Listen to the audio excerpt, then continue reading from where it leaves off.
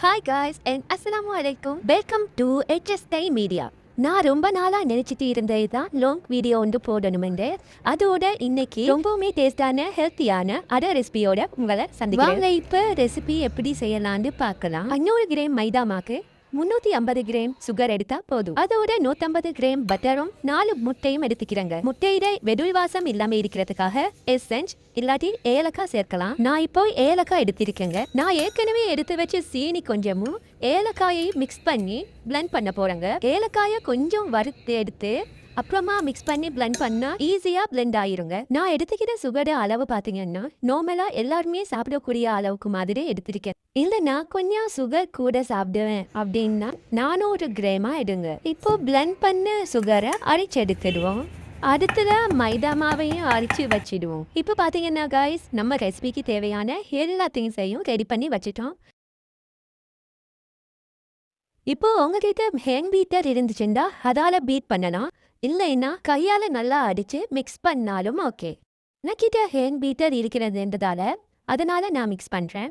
ஃபர்ஸ்ட்டுக்கு பட்டரை போட்டு நல்லா பீட் பண்ணணும். எந்த அளவுக்குன்னா பட்டர் கலர் கொஞ்சம் சேஞ்ச் ஆகும் வரைக்கும் நல்லா பீட் பண்ணணும். இப்போ பார்த்தீங்கன்னா பட்டர் கலர் லைட் கலரா சேஞ்ச் ஆகிக்கிறத பார்த்துப்பீங்க. அதோட சுகரை கொஞ்சம் கொஞ்சமாக சேர்த்து நல்லா பீட் பண்ணணும். நான் சேர்க்கிற மாதிரி 2-3 தடவையா சுகரை பிரித்து எட் பண்ணா போதும்.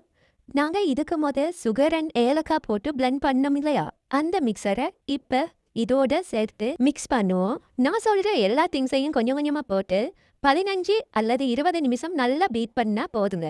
அடுத்தது முட்டையை எட் பண்ணுவோம். அதுக்கு முதல்ல முட்டையில் வெடில் இருக்குங்க, அதை ரிமூவ் பண்ணுவோம். ஃபர்ஸ்ட்டுக்கு ஒயிட் கலரில் ஒன்று இருக்குங்க, முட்டையில் வடிவாக பார்த்தீங்கன்னா வீடியோ பார்த்தீங்கன்னா உங்களுக்கு விளங்கும். அதை ரிமூவ் பண்ணணும். நாங்கள் எதுக்கு முட்டையை எட் பண்ணுறதாலும் ஃபர்ஸ்ட்டுக்கு பவுலில் ஒரு முட்டையை உடைச்சு பார்த்து அது நல்லமா இல்லையான்னு பார்த்துட்டு அதில் உள்ள வெதிலையை எடுத்துட்டு எட் பண்ணீங்கன்னா நல்லம். சரிங்க, இப்போ வாங்க பட்டர் கலவையோட முட்டையை எட் பண்ணி பீட் பண்ணுவோம். நீங்கள் பீட் பண்ணிட்டு இருக்கும் போதே 2 முட்டையை சேர்த்து நல்லா பீட் பண்ணுங்க. முட்டையெல்லாம் சேர்த்த பிறகு 10 நிமிஷம் நல்லா பீட் பண்ணுங்க. நீங்கள் நல்லா பீட் பண்ணாதான் முட்டையோட ஸ்மெல் இல்லாமல் போகும். அப்புறமா பேக் பண்ணக்குள்ள நடுவில் பச்சை இல்லாமல் நல்லா பேக் ஆகி வரும். அடுத்தது அழிச்சு வச்ச மாவை எடுத்து நல்லா கலந்து விடுவோம். இதில் பேக்கிங் பவுடர் போடலாங்க, அது ஆப்ஷனல் தான். நீங்கள் இதில் மைதா மாக்கு பதிலாக அரிசி மா சேர்க்க போறீங்கன்னா அது இதை விட ஹெல்த்தியாக இருக்குங்க.